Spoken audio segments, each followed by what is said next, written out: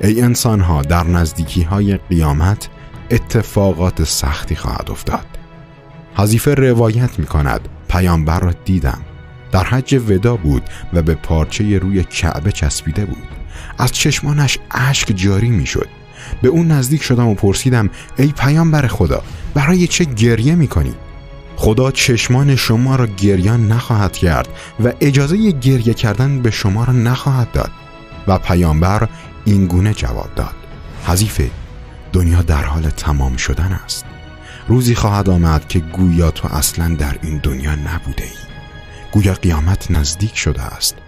پرسیدم که ای پیامبر خدا، نشانه های نزدیک شدن قیامت چیست؟ فرمودند ترک نماز، رفتن به دنبال هوسرانی، زیاد شدن خیانت‌ها، خیانت در امانت، کاهش منابع آب، فحاشی انسان‌ها به یکدیگر، از بین رفتن قناعت، از بین رفتن نیت خیر انسان‌ها، با وجود زیاد بودن درختان بیمیوه بودن آنها، کاهش قدرت خرید، طوفان‌های شدید، روابط نامعقول، قسم‌های نابجای فراوان، سخت شدن گذران زندگی، فحاشی کودکان به پدر و مادرشان و شوخی‌های نابجا با آنها، کسب پول از راه‌های نادرست، زیاد شدن زنا، ناشکری به نعمت‌های خدا، روی کار رفتن انسان‌های نادان، خودپسندی و دفاع از کارهای خود، مهم شدن انسان‌های جاهل، بلند شدن دیوارهای خانه‌ها و تزیین فراوان آنها، زیاد شدن بناهای لوکس و بلند، حق شدن باطل و باطل شدن حق، سادگی شمردن صداقت و زرنگی شمردن شیطنت، اشتباه شمردن حقیقت، حماقت شمردن سکوت، جهالت شمردن کسب علم، کور شدن قلب‌ها، غالب شدن بدی‌ها به خوبی‌ها، سر به فلک کشیدن دنیا پرستی انسان‌ها، زیاد شدن راه‌های تجاری، فراوان شدن تنبلی، زیاد شدن لباس‌های درست شده از پوست حیوانات وحشی به نشان از لوکس بودن، از بین رفتن مرحمت از دلها، زیاد شدن فساد، تبدیل کتاب قرآن به اسبابی برای حقه بازی. ای حذیفه، وقتی همه اینها اتفاق افتاد، از اسلام فقط یک اسم باقی میماند. قرآن از قلبها پاک خواهد شد و فقط ظاهری از آن باقی خواهد ماند. انسانها قرآن میخوانند ولی این خواندن از گلوی آنها فراتر نخواهد رفت. از قرآن اطاعت نمی کنند و از بدیهای گفته شده دوری نمی کنند. ای حذیفه، وقتی همه اینها اتفاق افتاد، مسجدها پر از زرق و برق است ولی قلب انسانها از ایمان خالی است. عالمان روی زمین فتنه به وجود می آورند. انسانهای خیر و خوبی از بین خواهد رفت. انسانهای شر زیاد خواهند شد و این روز اگر بیاید، خدا اعمال انسانها را بی ارزش می شمارد، چون انسانها در این دوره فقط به فکر پول خواهند بود. به روزی خواهند رسید که ثروتمندترین آنها نیز خودش را فقیر خواهد شمرد. با کنار هم گذاشتن احادیث شریفه اینطور استنباط می‌کنیم که عالمان واقعی باقی نخواهند ماند. انسان‌های جاهل و بزهکار جای انسان‌های عالم را خواهند گرفت. به دلایل خیلی ساده انسان‌های زیادی کشته خواهند شد. بیماری‌های جدید لاعلاج به وجود خواهد آمد. حقوق انسان‌ها پایمال خواهد شد. حلال یا حرام بودن درآمد مهم نخواهد بود.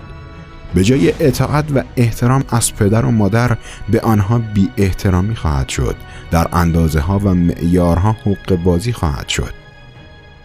اشیای تقلبی به جای اشیای اصل فروخته خواهد شد. همه ناراضی اند ولی باز هم از این کارها دست بر نخواهند داشت. به انسانها مرحمت نخواهد شد و به محتاجان کسی کمک نخواهد کرد.